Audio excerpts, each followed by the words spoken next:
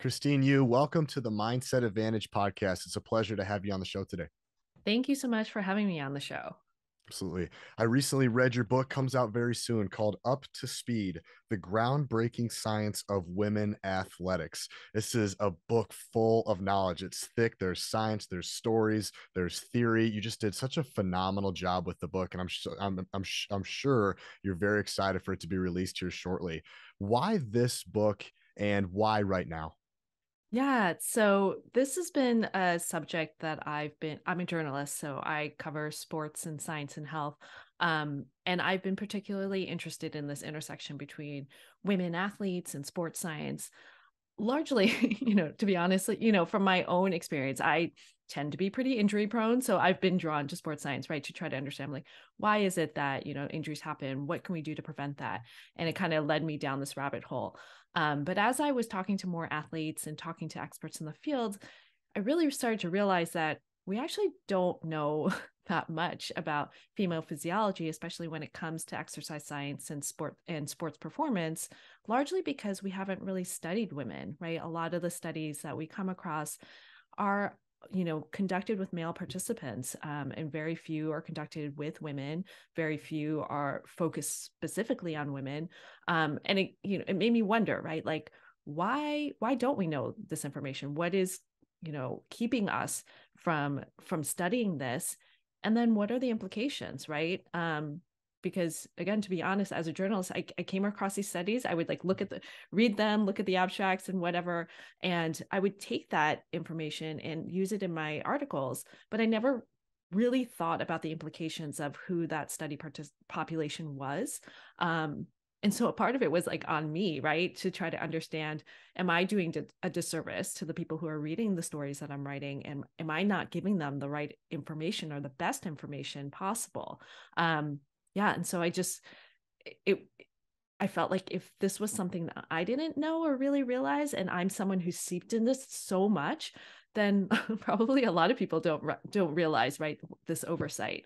And I think right now it's such a freaking incredible time for women's sports, right? We've seen so much interest, from the 2019 World Cup to the World Cup coming up this year to, the NCAA basketball tournament this year, and just 10 million people watching that final game. Like, it's phenomenal. And I think we're finally recognizing that women's sports is, in and of its own right, this great thing that we need to invest in, and women are doing phenomenal stuff. But it also, right, kind of begs the question: women are accomplishing all these amazing athletic feats, but what if we had better information, right? Like, what more could we be doing? I was having a conversation with Caroline Burke, who you wrote about in the book, and I just said, "Hey, if you had a quick question for Christine, what would you ask her?" And she said, "Well, I haven't read the book yet, but the question I would want to ask is, what's your goal, Christine, for female athletes? And beyond that, what is it that you want them to feel after they read Up to Speed? How should female athletes, feel after reading your book?" That was her question. I'm curious as well. Yeah. So, I mean, the book, I want to say first off, like, the book isn't just for people who are collegiate athletes and pros and the elites. I really intended this book to be for girls and women at all ages and all stages of athletics. And I think that as it's come out more, right, that women haven't been studied, and we've been neglected in all these different spheres of life and blah blah blah blah blah, it's kind of negative, right? Like, you can feel pretty down on it. But I think what I want people to come out with this is this message that there are things we can do, and there are ways that we can make all of this better. Because my goal for this is really, I want to help girls and women not only get involved in physical activity and sport, but help them stay involved in whatever shape or form that means. And so if that means getting them better information, getting them better gear, even, right, so that they can participate in a way that they are comfortable, that they don't feel restricted, that allows them to progress in their sport, that's what I want, right? Like, I want people to be empowered to you know pursue the active and athletic goals that they have, right, whatever they might be. So what are you seeing? Times have been changing. You talked about the Iowa game, the 10 million people watching. Are you seeing a drift? Are you seeing what, I mean, what are the trends now? I'm sure from now to 1980, things were a lot different. What are some of the trends? What are you seeing right now, Christine? Yeah. So I think one of the biggest trends that we've seen is, there's a lot more talk about the menstrual cycle and its influence on fitness and athletics, which is phenomenal, right? Because I think for so long, way back to like the ancient Greeks and Romans, right? Like women have been kept away from sports because of our reproductive system, right? Because of our uterus, because of our ovaries, because of our menstrual cycles. Like there was something about it that because of that physiology, we were somehow more vulnerable, right? We needed to be protected. We were fragile. And I think there's also been this reluctance to talk about things like menstrual cycles because it is associated with, reproduction and fertility and sex. And so, coaches don't talk to, their girl athletes about it. Coaches don't talk to their, women athletes about it.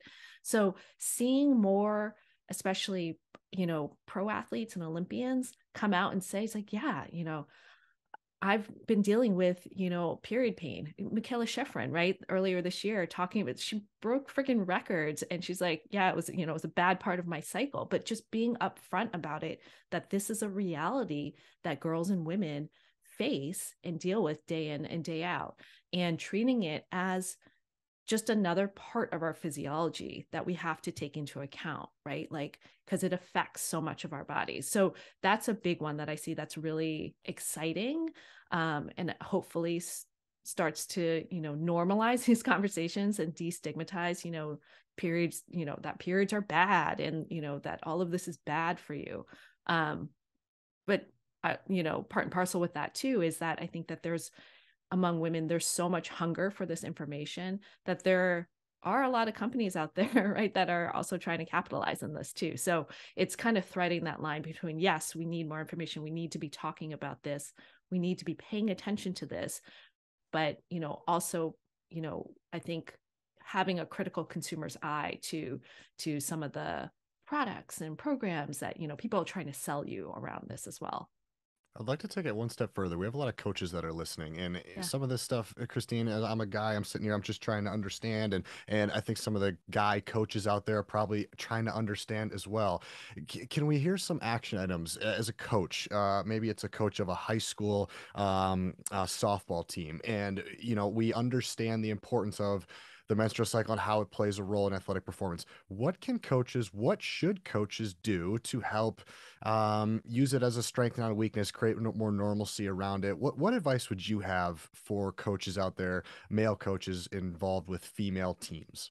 Yeah, I mean, especially at, kind of the high school age, in particular, the menstrual cycle is so important for those girls because, estrogen plays a huge role in bone building. So you need that monthly surge of hormones in order to build bone, because that's when girls amass, it's like 80 or 90% of their adult bone mass by the time that, they are out of adolescence. And once, if you don't reach your potential, you can't make it back up. So I think for coaches, right, it is,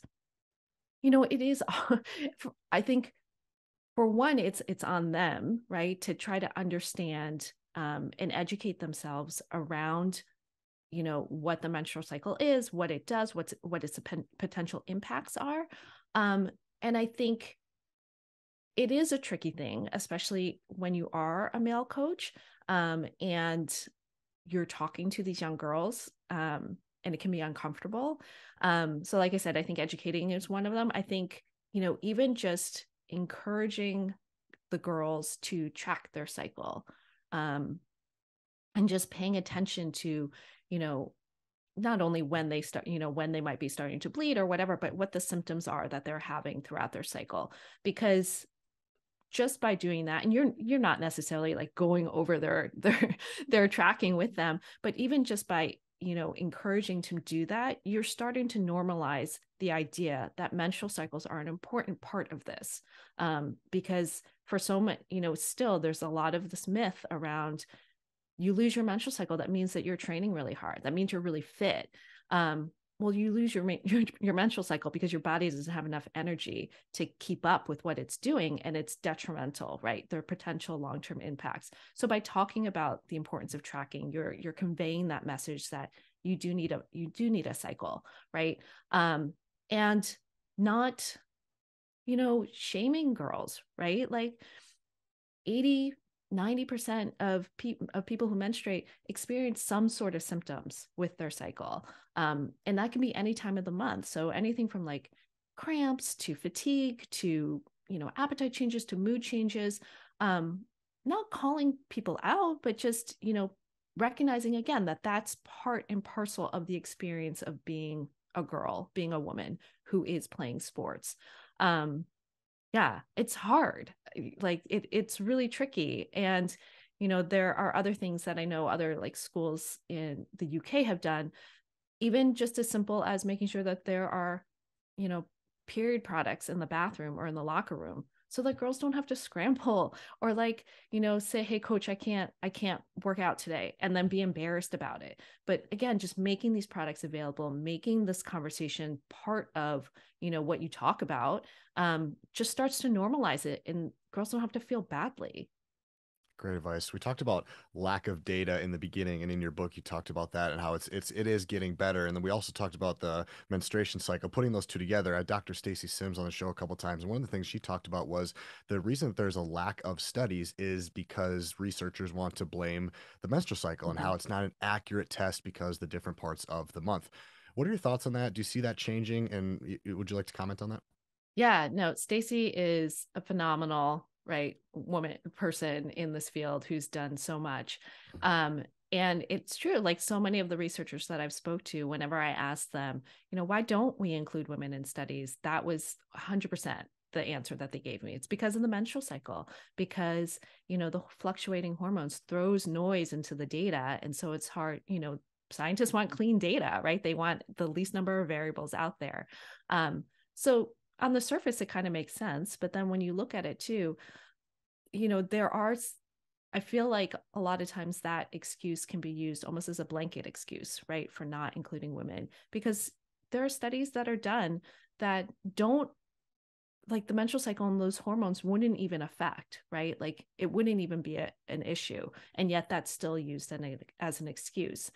I think that it's, I've been thinking a lot about it in that I don't think it's any one scientist or any one research group that's, purposefully going out and trying to be like vindictive or like not include women. I really do think it's just by nature of the way that this field of sports science was established. Because when you look at it, one of the most influential exercise physiology labs that studied exercise physiology was the Harvard Fatigue Lab. And that was started in 1927, I believe. And they were, their mandate really was looking at how fatigue works so that companies could make their factory workers work more, Mhm. right? But in order to understand how the body adapts to stress, how the body can perform or maintain a steady state, obviously athletes were a good case study for them.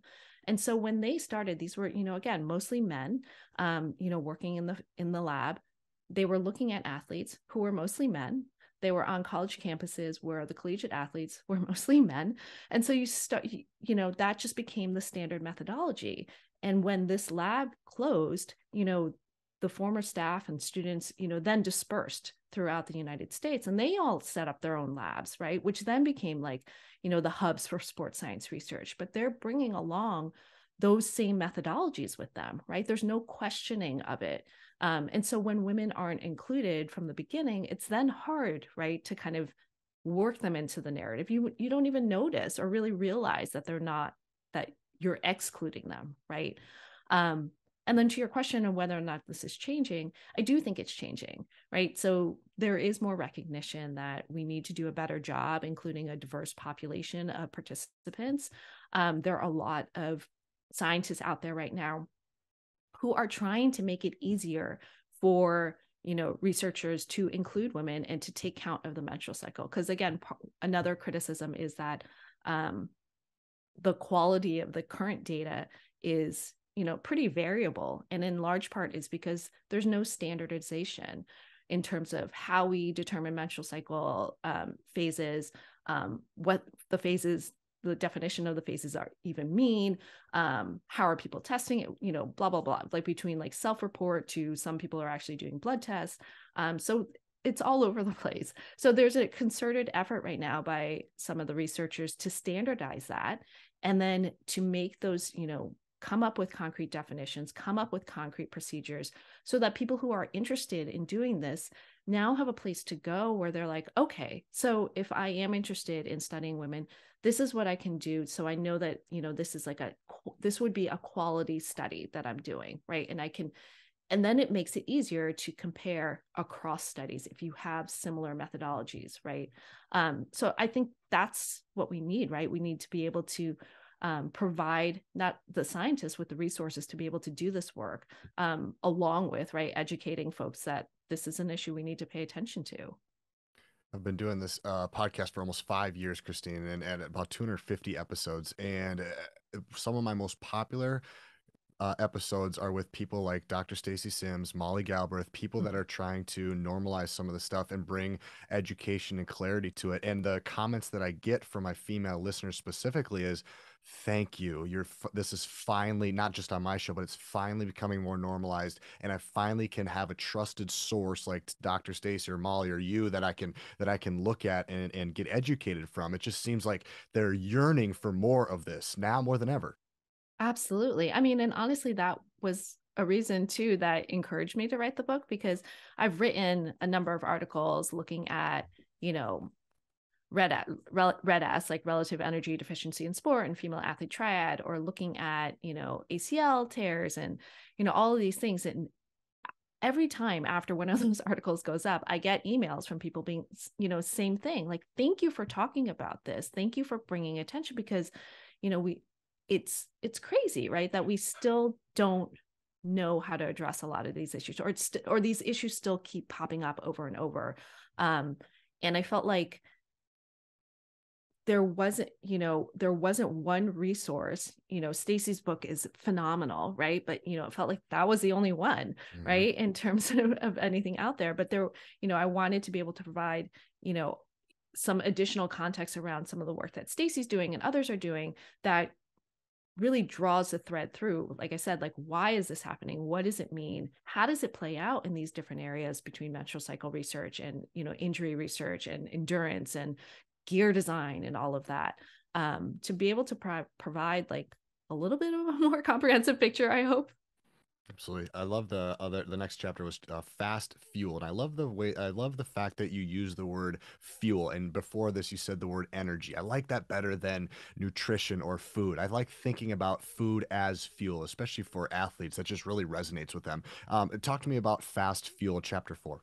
Yeah. So it's funny you say that, because that's something for me personally that I've been very conscious of, because yeah, I feel like, as most women, right, like growing up, food is such a minefield in terms of how we interact with it, what we expect from it. And so when I kind of made that switch and thinking about food more as, the fuel my body needed, I developed a much more healthier relationship with it. Right. So the idea behind this is that, like I said, women tend to have a very, tenuous relationship, if you will, with food and body image. A lot of even athletes, even despite the fact that, we are doing such incredible things with our bodies, we still are so critical of how our bodies look. And I think it's in large part because there are a lot of these myths out there, especially, so like for endurance athletes, that you need to be skinny and lean in order to be fast. That's the only, your body needs to look in a specific way. And so what ends up happening is that, a lot of women tend to underfuel our bodies, right? We don't eat enough. And when that happens, the body essentially goes into starvation mode, right? It prioritizes all of the essential organ functions, and it deprioritizes things like your reproductive function. That's why your menstrual cycle might get a little wonky. That's why it might disappear for a while. But again, as we kind of touched on before, all of those hormones that your menstrual cycle helps coordinate are extremely important for other systems in your body, for your cardiovascular health, for your bone health, for muscle growth. So if you don't have that, again, you're kind of starving your whole body from having the things that it needs in order for you to perform well, for you to achieve the goals that you want to achieve. So kind of my point in that chapter really is that I feel like we often get really caught up, especially with sports nutrition. It's so complicated and there's so many different ways that you can do things, but we often really just get caught up in this idea of eating a specific way or making sure I'm taking this specific supplement, that we kind of lose sight of the fact that you really just need to fuel your body well, right? You just that's, bottom line, first thing, just make sure you're getting enough energy in your body so that you can adapt to your training. You can, potentially not get injured. You can grow muscle and all of these things. And then once you have that baseline solid and set, then maybe you can start thinking about tweaking some of these other things. But when you start tweaking, those details, it's like Jenga, right? Like you're pulling out pieces from the bottom of the pile before you really make sure it's solid and set. Especially as athletes too, right? I mean, it's one thing if you're not moving as much, you're more sedentary, fine. But if you're an athlete and a competitive athlete, you need to prioritize your fuel even more than the average folks. I mean, it has to be a different conversation. Absolutely. And then, some of the experts that I've spoken to, even I think they said it's like a deficit of like 300 calories a day, which isn't a lot, right? Like that's what I'm not even going to pretend to know what that is or making a comparison, but it's not a lot of food. But even just not getting like those 300 calories can start off a cycle in which it starts to mess with your menstrual cycle. And it's not necessarily something that you will see right away, right? It's all happening under the hood and it builds up, it becomes cumulative.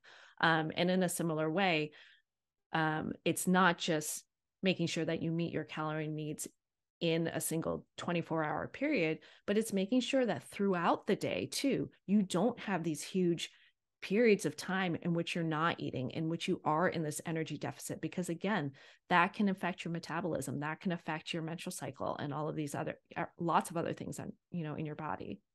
One of the great things I learned from Molly was that she said in regards to body image was that we should be celebrating what our bodies can do instead of critiquing what they look like. And that's just a simple mindset shift of just be proud of the things your body can do. It can lift, it can run, it can squat, it can jump, it can do all these things instead of being very critical about, oh, I got a little bit of extra here or this doesn't look exactly the way I like it. That mindset shift can be pretty powerful. Absolutely. But, to be honest, it's hard in our society, Totally. right? Because we have and I feel for a lot of these, especially collegiate and professional athletes, who recognize, right, the importance that of all the things that their body can do and that they need muscle, they need all of these things. And yet at the same time, there's this pressure to look a certain way, to be feminine.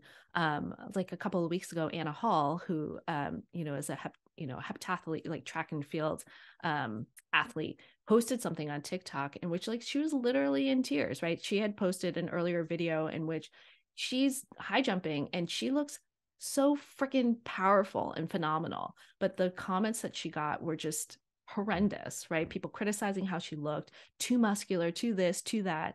And, her plea was just like, just stop commenting on people's bodies. Like it's none of your business. And, frankly, she needs to look like that. That's what her body needs to do in order for her to do all the incredible things that she does on the track and the field. I look back on my career, I'm also a personal trainer, Christine. And one of the things that I think about when I played competitive football was early on in my career, I focused a lot on lifting and training to look a certain way, like a bodybuilder would work out, instead of maybe training a speed and agility aspect Yeah. of what football requires. And what's funny is one of my mentors back in the day told me, it's one thing if it's not something to strive for to look like Tarzan and play like Jane. It was kind of this funny back and forth thing that we talked about. That was it, right? You'd see people at the gym. I was in that group where I was so focused on what my muscles look like. And in reality, in sport, that could not matter at even a little bit. So I think just breaking some normalcy, if we're just having kind of a back and forth dialogue here of it doesn't matter how you look, especially if your sport isn't being judged on a stage, which a majority of us are not involved in. I got pads on. You're not even going to see what's under my pads. It's more about how can you move, right? Absolutely. And I mean, honestly, I feel like this is a conversation that needs to happen, not just for girls and women, but for boys and men too. Cause I have two boys who are teenagers. And my younger son, I swear, since he was little, has been obsessed with wanting like a six pack, right? And like that's all he can think about. And he gets down on himself because, he's like, you can't see my muscles. I'm like, dude, like just that's not important for like the sports that you're playing and the things that you want to do, and just trying to get that message across for him. But also, for we talk about girls going through this period of change during puberty and their bodies changing, but boys do too, right? They go through this crazy awkward period in middle school, and so trying to explain to him too, I'm like, your body's growing, your body's just it's not there yet. It will get there eventually, right? But and also it's not the only thing that matters. Right. Life lesson. Just because you look better doesn't mean you're going to play better. Exactly. I want to get into the mindset stuff. I'm a mindset coach, and I geek out on some of this stuff. And so I underlined some of these areas here. I'd like to just kind of read it off to give people just a vision of kind of what it's like to be in your book. Is that okay? Yeah, absolutely. Let's start with page 100. DeWalter's fascination with the mental game started after her first attempt at 100 miles. It didn't go as planned, and she dropped out at mile 60 of Colorado's Run Rabbit Run 100 in 2012. She was exhausted. The pain in her legs was unlike anything she'd ever experienced before. It was alarming, she told me. From there, she spiraled, thinking, you can't do this. What a joke. You thought you were fit enough to run 100 miles? It was like her brain kept catching on a scratch on a vinyl record, repeating the words over and over, and she wasn't able to pick up the needle to move it another track. Surrounded by darkness, she convinced herself she wasn't cut out for ultra marathons and dropped out when she arrived at the next aid station. While waiting to be picked up, she watched other athletes rest and refuel. They physically they looked physically destroyed, but they still went about their business and they kept moving forward, she recalls. DeWalter doesn't say she regrets not finishing the race, but the experience triggered a fierce determination in her. Next time, she wasn't going to quit. She was going to be a 100-mile runner. A year later, she stood at the start of the Superior Fall Trace 100 in northern Minnesota. I'm from Minnesota. She finished in seventh place overall and took second place in the women's race. After a few ultras, DeWalter realized how many puzzle pieces are in play on race day. You don't just get to knock it out of the park every single time. There's a lot of finagling when you're out there for 30 hours or whatever, she says. Each training cycle and race is like a mini experiment where she figures out what went right and what went wrong. While she says she doesn't have a whiteboard with everything all figured out, she tucks away the information into one of the many filing cabinets in her brain. The next time she preps for a race or runs into trouble during an event, she can draw upon the strategies that worked well in the past. And she thinks anyone can compete. You just have to use your pieces better. While a man may have more muscle mass or greater lung capacity, maybe DeWalter can be more patient. Maybe she's more stubborn. Maybe she's the digs into her deeper pain cave, or maybe she just uses the tools in her arsenal in a unique way. This is not to discount DeWalter's training feasibility. She's incredible, but it's the ability to juggle and deploy multiple pieces a little bit differently that explain why women compete well in long races. Let's dive into some of this stuff. Yeah, Courtney Dauwalter, I mean, she is probably one of the most impressive and dominant ultra athletes out there. And to hear her talk, right, like at her first race, being like, what was I thinking? Well, I'm like, oh, she's human, first off. But the thing with her, and what struck me so much with some of the other, ultra athletes that I spoke with, is this like innate sense of curiosity, right? In the process, in trying to figure out how to get the best out of themselves. I mean, these are women who are going on to like set world records, to win races outright. But that's not what it is about for them, right? It's not just ending up on the podium or winning some prize money, but it really is trying to explore that edge. Like, how far can they push themselves? And in Courtney's case, like what she was talking about, can she get all those puzzle pieces right? And so that interest in problem solving, that interest in seeing how much they can eke out of themselves, is I find so fascinating, and something that I felt like was really unique among, at least among the women that I spoke with. I love that curiosity term. I have 7 tactical skills for an elevated mindset. And the number one skill is curiosity. It's so cool to hear you say that, read it in the book. It's asking the right questions. I always like to say, don't get furious, get curious. And you saw in her story, she could have gotten furious and screw this, I'm done, I'm out of here. But she got curious about the process and started to ask the right questions to put herself in a better place. It's phenomenal stuff. Yeah, because right, it's like every experience out there, like she said, is this opportunity to learn, to, figure out what did and didn't work well. So then she has that experience and information in her brain so that she can deploy it better in the next time around, right? Like she can start to, pull from those filing cabinets in her head to problem solve. And I feel like especially with ultra endurance events, it's a whole lot of problem solving. You're not just depending on your training and your fitness. You got to, figure out, your fueling. You got to figure, all you run into all of these problems and barriers out there on the course. And it's how do you handle that in that moment? Are you going to kind of get down on yourself and get into that negative spiral, right? Which like I admit, like I full on do very easily, but in these cases, taking that opportunity to say, okay, this is what's going on and look at it objectively. And what can I do in this moment to help me keep moving forward, to help me to get to where I need to go? I'm gonna keep going here because I really love this part. While most ultra endurance athletes share 2 key personality traits, mental toughness and a belief in one's ability to succeed, not much is known about women ultra athletes in particular. To begin to bridge the gap, researchers from the College of Western Idaho and the Boise State University surveyed 344 women ultra runners, mostly from the United States. Many of those surveyed worked full time and trained over 12 hours a week while managing family, relationships, and childcare responsibilities. It's interesting to note that the researchers classified full time students and stay at home mothers as full time workers, since their hours are often the equivalent of a full time employee. They found that women tend to be driven by health related reasons.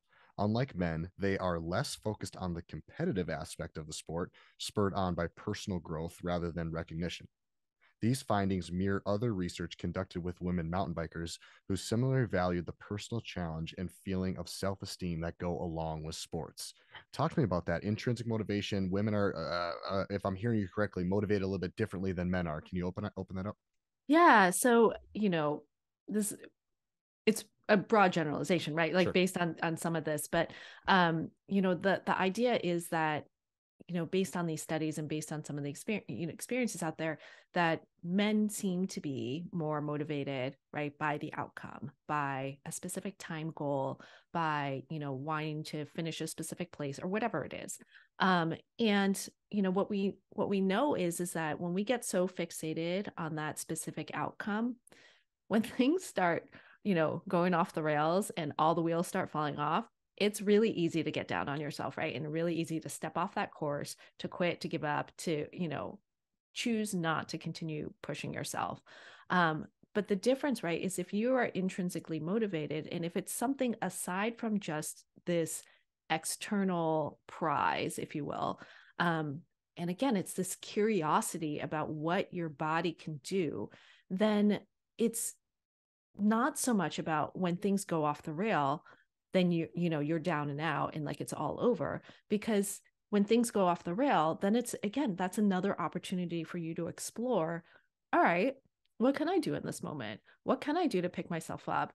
How can I get myself to continue to move forward and get myself to the next aid station or the next whatever mile marker or whatever it is. So it's really interesting. And then, similarly, I think later in the chapter, it talks a little bit about some pacing studies that were done and how women tend to pace themselves more evenly than men. Um, and again, some of the speculation is that, men might have these external outcome oriented goals that they want to achieve. And so they go out faster, right? And then they inevitably kind of blow up later on in the race. Whereas women, again, tend to start maybe a little bit slower, but they're more even throughout that race. And I don't know, it's an interesting area, and an area where I feel like I would love to see more research around like this whole sports psychology thing, and it, in terms of sex differences and whatnot. Particularly, how that relates to even coaching, right? Like, are there differences in coaching techniques that could potentially be helpful? But yeah, it's super fascinating. You were diving into the paragraph that I was going to read. I love the part about the confidence difference. That's interesting to me. So it says when runners were asked to predict their finish times prior to the 2013 Houston Marathon, men consistently overestimated their abilities by an average of 9%. I laugh because I'm a guy over here. Whereas women overshot their predictions by 7.6%. In the race, men held a fast pace early on, reflecting their ambitious mindset, but slowed down. Women, on the other hand, kept a steady pace throughout. I think what's interesting is the confidence piece. Confidence is a huge part of mental performance training, and unshakable self-confidence is one of my skills. What are your thoughts on women and men self-confidence? What have you learned? What's your research look like?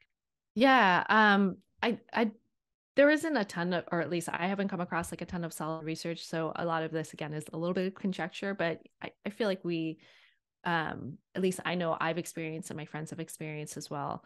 Um, there is especially with something like sports, right? There is a reluctance to come out all brash and, say I'm going to win this thing, or, I'm going to PR by 8 minutes, or, something ridiculous, right? Even if you are trained for that, like even if your fitness is showing for that, there's a reluctance to do that. And I think that's in large part because of just the way, overall society kind of looks at and views ambitious women, right? Like, oh, she's too cocky, or, you're being too, even too masculine in a way, right? Like there's less space for women to take ownership of confidence in that same way. And so we tend to downplay what we can do, what we think we are capable of. And I feel like that's a bit of a disservice. It's actually something I've been thinking a lot about in terms of, imposter syndrome too. For me, like I'm, I write about this stuff, and, I've read a lot about this stuff. And I've interviewed a lot of athletes, but I'm not an elite athlete, right? So in some ways I'm like, who am I to be the one to be writing this book and talking about all this stuff? Like, I don't have that experience. That's not my reality, but yeah, it's been interesting to see where my mind has been going in the last couple of weeks, especially leading up to launch. I'm like, no one's gonna want this. Like, they don't care. Who am I? I disagree completely. Everybody should read this book. This is a phenomenal book. The next chapter I wanted to get into was the dreaded female body. Mm. Can you open that one up? Yeah, so this chapter talks a bit about injury. And, when doctors and researchers think about injury, right? We look at things like the difference in concussion rate between men and women, right? Women seem to take longer to recover from concussion than men, or things like ACL and traumatic knee injuries. Like, women have, it's like between 2 and 8 times higher risk of ACL injury. So if we let's just look at knee injuries and, as an example.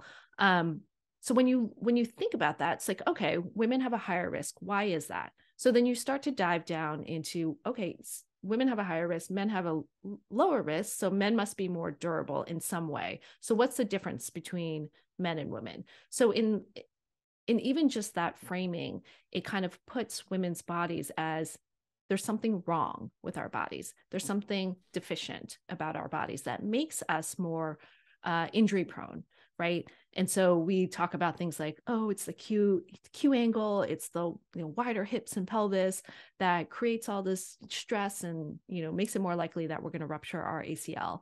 And that's a pretty kind of crappy narrative, to be frank, right? Because there's nothing I can do about my body. My hips are as wide as they are. Like, I can't change that. So it makes it feel like it's pretty disempowering. There's nothing really that you can do.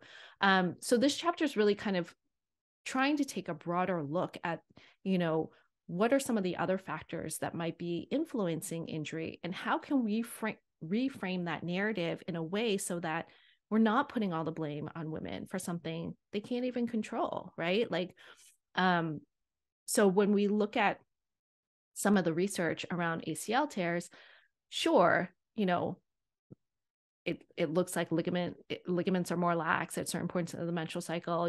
Yeah, potentially our hips and Q angles might put more stress on the knees.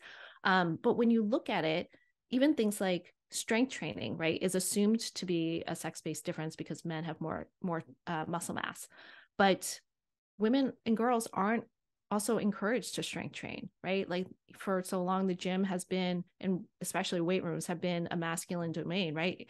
And you're not encouraged to go in there and get strong. I mean, my mom would always yell at me. She's like, why are you lifting weights? Like, why are you doing that? You don't need to do that.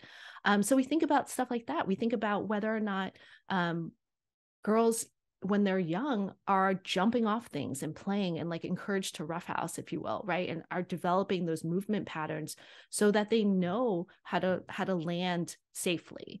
So there's some interesting research that looked at dancers, because dancers are also doing these crazy jumps. They're landing on one foot, right, which is often kind of the mechanism, right, that ACLs blow out.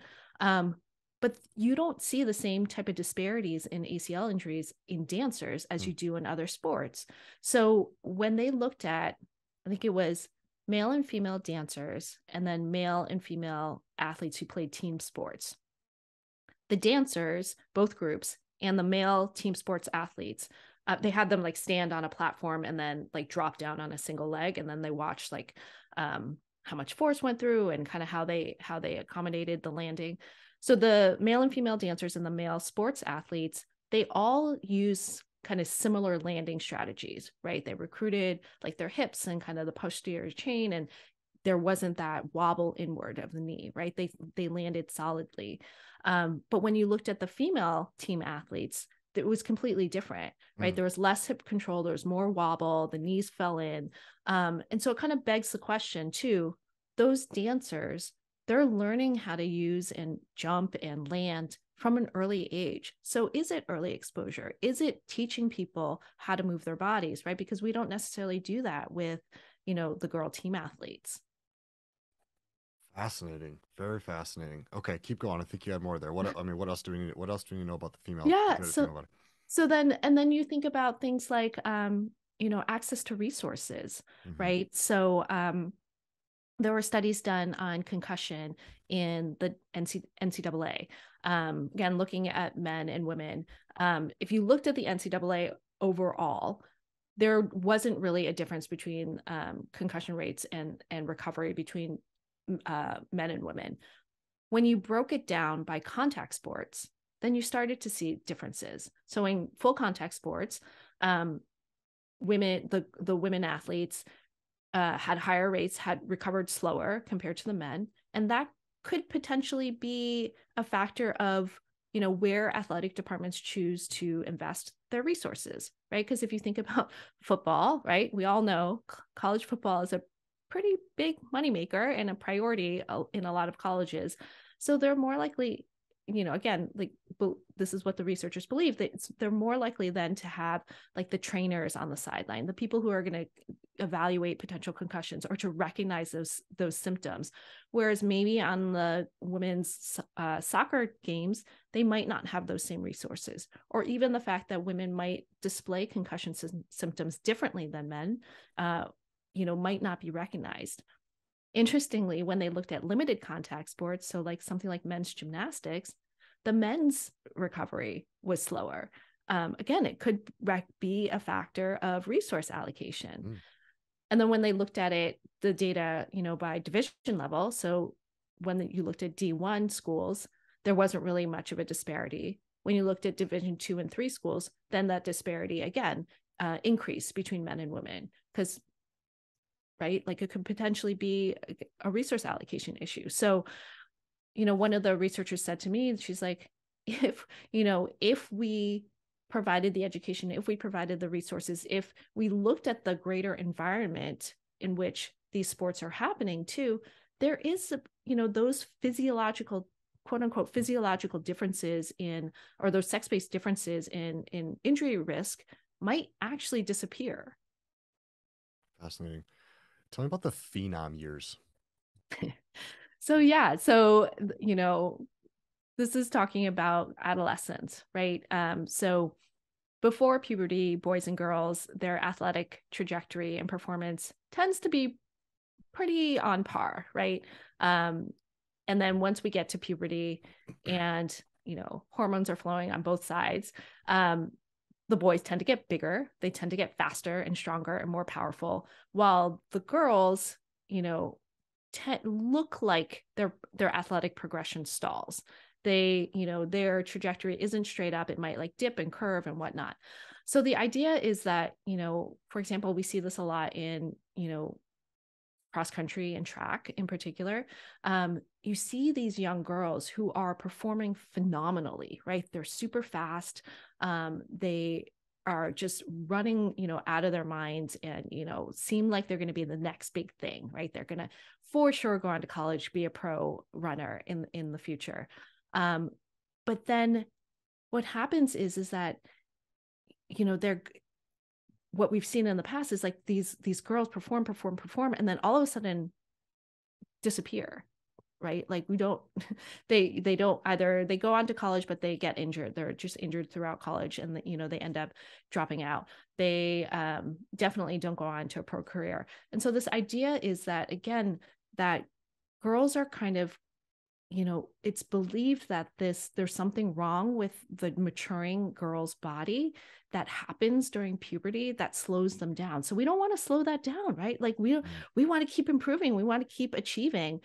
So there's this tendency, not tendency, but a desire, if you will, to stop puberty or stall it as much as you can, so you can make the most out of this, this athletic progression. But in doing that, that's can be potentially super harmful for the body in the long run, right? So you're talking about like, not getting your menstrual cycle, which we've talked a lot about and why that's important. And that could potentially put you at risk for, not only stress fractures, in the couple years down the line, but it could put you at higher risk for osteoporosis at an earlier age, right? You're just really messing with your body and, its long-term health. So the idea behind this chapter is really trying to, again, rethink what is a better model for long-term athlete development. Because like I said in the beginning, the thing that I want most is for people to be active, right? To get involved in sport and to be able to stay involved in the long run. So if we want girls to stay involved, then this isn't working in a lot of ways, what we currently have set up.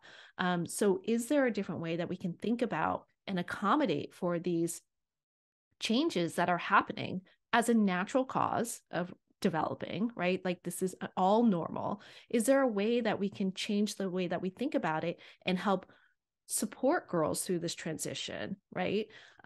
So that they get to the other side healthy and solid and strong and confident.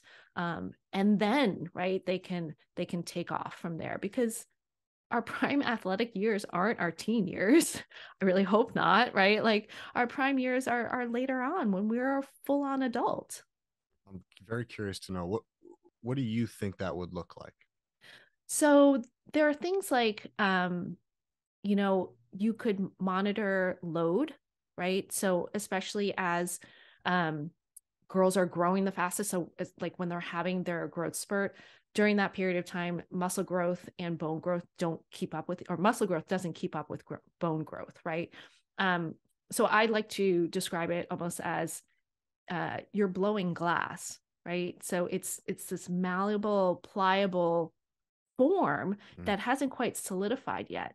So kind of during that period of time in which they are more malleable, kind of cutting back on load, right? And monitoring that to make sure you're not hammering the same muscles, the bones, over and over and over again, which then puts girls at risk for stress fractures and overuse injuries. And in a similar way, it's one of the experts I talked to is a team doctor for USA Gymnastics. And she's saying that, in gymnastics, when girls grow, right, like there's a period of time in which you kind of lose the sense of your body, and skills that you could do, with your eyes closed before, you are kind of lost in space and you're all awkward because again you're getting used to your body. So that can be a really frustrating time for girls because if you keep trying to do it over and over again and you can't nail it, I can only imagine how like disheartening that is. So during those periods of time, maybe not focusing on those specific skills, but doing other things that again can benefit the athlete, that can continue to help them grow and get strong, but not frustrate them. It's also potentially like limiting, in the same way we're talking about workload, limiting tumbling passes, because again it's just so much impact over and over and over again on a body that's not quite solid. So those are kind of two ways to think about it. And then I think the third thing to really think about is strength training, right? And teaching girls how to make their bodies more resilient. And I think that this is something that can potentially happen before that growth spurt, right? So kind of earlier on in puberty, so that when they do grow, they're giving their body a little bit more structure and support to handle the changes, right? Like as their center of gravity changes, as everything else changes, so that they can, again, a little bit more solid, a little bit more resilient as they move on. For the parents and the coaches out there, you quoted David Epstein. I think this is worth noting. As an author and journalist, David Epstein writes in his newsletter Range Widely, quote, if the goal is to win the 10-year-olds championship, then early specialization seems to make sense. If the goal is to develop the best 20 or 30-year-olds, then not so much, closed quote. What do you think about that? Yeah, I mean, this is 100% something that I struggle with, especially, with kids of my own, Sure. because youth youth sports has changed tremendously since I was a kid. It's a $19 billion industry, right? There's so many travel teams and club teams and tournaments and showcases, and it's starting younger and younger. And Yeah. so as a parent, of course, especially as a parent who sees the value in sports and you want your kids to play, of course you think you want to give your kids as much advantage as possible. You want to give them all those opportunities to like shine and learn and be their best. But it's so easy to get caught up in it because then you start to feel like, well, if I'm not doing that, then am I holding my kid back? And am I doing a disservice to them? Because that's definitely something that I felt because, my husband and I have been pretty adamant about, we didn't want our kids to play travel baseball, in large part because we didn't want our weekends to be completely disrupted and Fair. in the car all the time. But I felt badly, right? Like I felt like they're not gonna be the best that they can be because I'm not giving them this opportunity. But I think with kids, we often think that what they like the same things that we do as adults, right? The competition, the training, and all of that. Whereas I feel like we lose sight of the fact that they're just kids too, right? And especially for sports and something like that, it's just important. Like they need to be having fun, and when and I feel like we all know this, right? It's like when you're having fun, that's when you learn the most. That's when you grow the most. That's when like opportunities open up. And I feel like we lose sight of that sometimes. um and this is also to recognize there for sure, it's not to say like your kids shouldn't play sports when they're like 6 years old, but it's this idea of early specialization of that's the one and only thing that you're doing, to the exclusion of everything else. Two more questions for you. The first one is you're a researcher and a journalist, and you put a lot of time into this book. I'm just curious to know when you look back on all the time spent and the research and the stories and the papers and everything that you read to put into this book. What's one that stands out that maybe we didn't get to today, but what's a study or a story or something that was like, man, that really stopped me in my tracks? I think for me personally, it was being able to talk to Brianna Scurry. So she was the goalkeeper, you know, when in the U.S. Women's national team. So has won World Cups, won gold medals. I vividly remember watching the 99ers win in LA at the Rose Bowl. Not unfortunately not in person, but that was such a seminal experience. And so to be able to talk to her was such a treat. I was like trying really hard not to fangirl the whole time. But what struck me, the reason I talked to her though, is because her career was ended by a concussion that she didn't even really know that she had, right? Or like that took so long for doctors to figure out what was going on and to get her to treatment. And what struck me with what she was saying, she's like, look, I was on the best, I'm a professional athlete, I'm an Olympian. I have access to like the best, medical staff, resources, everything in the world. And yet I fell through the cracks. So, that really just struck me as there's so many opportunities that we're missing out there, right? And so many ways that we could be doing better. Phenomenal. That had been an awesome time getting to know her. And that blows my mind too. That you're at the top of the game, you're an Olympian, yet people still aren't giving you the time, attention, and resources that you need. It's disheartening. Yeah, absolutely. Hmm. Okay, last question. So the beginning of your book, you talk about minding the gap, and then the conclusion is beyond the gap. I have a phrase that I like to help close the gap. So I'm curious. You have mind the gap, beyond the gap. I want to leave with some action items, Christine. My listeners, how can we help close the gap on where we are now to where you and I want to be? Yeah, I mean, I think in large part it's conversations like this, right? And talk, like I've said in the beginning, just talking more about these issues and the importance of these issues and trying to normalize it that again, this is just women's physiology and what it is. I think it's also, you know, we talk a lot about the need for more research, but frankly, in order for that research to happen, there needs to be funding for it, right? There needs to be the actual financial support that these doctors and researchers can use to do the tremendous studies that they all want to do, and making that a priority. I'm not quite sure what right, like what you like individually how we can support that, but but I think it is there's the Wu Sai Human Performance Alliance, which is this alliance of, I can't remember, I think it's like 6 different research centers, who are really trying to understand human performance, like how high level people are functioning and performing, in order to then take those lessons to apply to the general population. And so one of their centers is this female athlete program based out of Boston Children's Hospital. But anyhow, the point being that there are these centers out there, and like how can we kind of elevate their work and support their work? So for sure, for the content creators and the journalists and whatever, it is talking about elevating these stories and continuing to elevate stories about women's sports.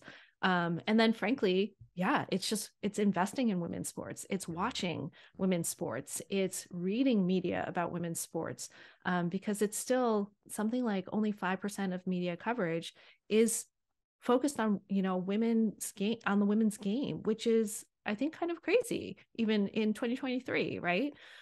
So it's showing that there's this interest there, because it is written off so much as oh, nobody's watching, nobody's reading, nobody cares. But what if you actually gave people the platform, right? Like I said, we saw it with the NCAA tournament. It was given the platform and people came. And on the other side, how about the NCAA story you told about the weight room? Oh my gosh, That yeah. blew my So mind. Why don't you tell it real quick? yeah, so gosh, I'm like, what year was that? Was it Yeah, 2021? I yeah, think. it was pretty recently. Yeah, so it was after, it was a COVID year, right? So they had the men's and women's tournament in different locations. I think the women's was in San Antonio. Yes.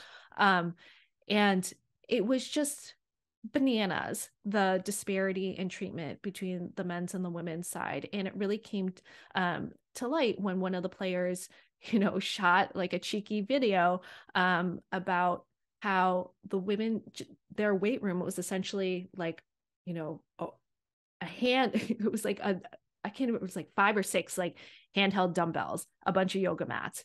Whereas, the NCAA made this big show on social media about how they built this gorgeous weight room for the men's, right? Like a like this giant, like almost conference ballroom with like a million squat racks, all these benches, all these weights, all this equipment. And yet the women were given this, this piddly little dumbbell rack. And the reason that they said was because there isn't space. So this, this player kind of showed the rack, kind of showed their warm-up area, and showed all this empty space that was there. So it wasn't a matter of space, right? But it kind of, and there was other kind of journalists then kind of um, showed how the money was different, the food was different, the transportation was different, even the marketing, like the women couldn't use March Madness, which is a pretty well like big brand, right? And if you're not able to use that or capitalize on that, then again, you're by default limiting the audience, right? That's going to be able to find the women's game. So anyhow, it goes to show, or it went to show, like how they didn't even question, right? It's like that there was something wrong with this because it was again all built into the system of the NCAA, and there was a big report on this, that the NCAA, like college, that tournament makes a Mm. lot of money, Mhm. right? So, and the priority then becomes the men's basketball tournament, and so everything is set up to prioritize that men's tournament, and again, it's not even a question because that's just the priorities of the organization. Right. It seems like there's, 2 to 3 steps forward, but then we get one back or two back. And it's just kind of for every great story, there's also a negative one like that as well, Christine. And so, it's probably going to take a while to have 10 great stories, but it just seems like it's moving the needle little by little. And what you did with your book, I think it's a great time to dovetail to it. This is another way to, you gave 2 great ways. A third great way is to support people like you and read books like this and talk about this. So for the people out there, May 16th, this book comes out. Where should people get it? What do you want to say about the book as we close down? The floor is yours. Yeah, so yeah, comes out May 16th. It's available anywhere books are sold. So it's in print, it'll be as an ebook and an audiobook as well. Thank goodness I did not have to record the audiobook. And really, like I said, my hope is that girls and women can kind of see themselves in this book, and maybe not through every chapter, but that there are pieces of it that recognizes your experience and kind of gives voice to that experience. Because for so long, when girls and women do talk about our experience in sport, like if it's negative or especially, it's often brushed aside, right? Where it's seen as like this one-off thing, it doesn't matter. But really, what I hope is that this at least gives some credence to your experience, that it is valid, that it 100%, is important. So yeah, that's really what I hope. Awesome. It's a phenomenal book. And they always say don't judge a book by its cover. But guys, this cover is beautiful. Like it's one of those where you just kind of take a double take. The colors are really cool. So guys, go check that out. Christine, thanks for taking the time. This was a lot of fun. Hopefully we started to move that needle in the right direction. Yeah, no, thank you so much. This was a great conversation.